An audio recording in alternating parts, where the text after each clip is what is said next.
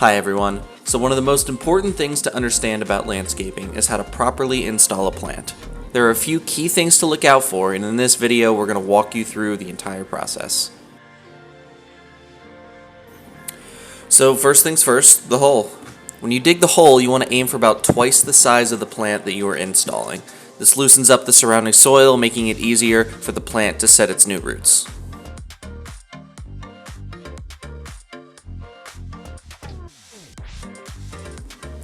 Once you have the hole dug, we want to inspect the plant before it goes in the ground. Specifically, we're looking for circling or matted roots. These tightly packed and coiled roots make it harder for the plant to set new stable roots and can lead to problems or even failure if left untreated.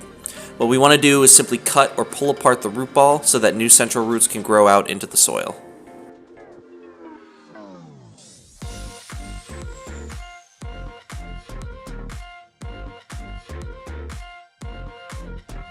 The next thing to do is determine depth of planting. As a general rule, the root ball should be about 1 to 2 inches above grade. What this does is keep moisture away from the center of the plant, which both encourages outward growth of the roots and reduces chance of root or stem rot.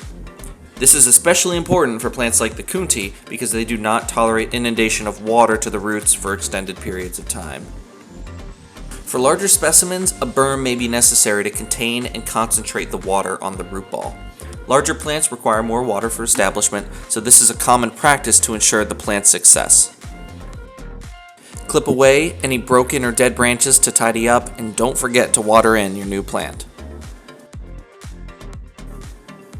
After your plant is in the ground and the hole has been filled in, we want to add a 2 to 3 inch layer of organic mulch to help retain moisture and prevent weed growth.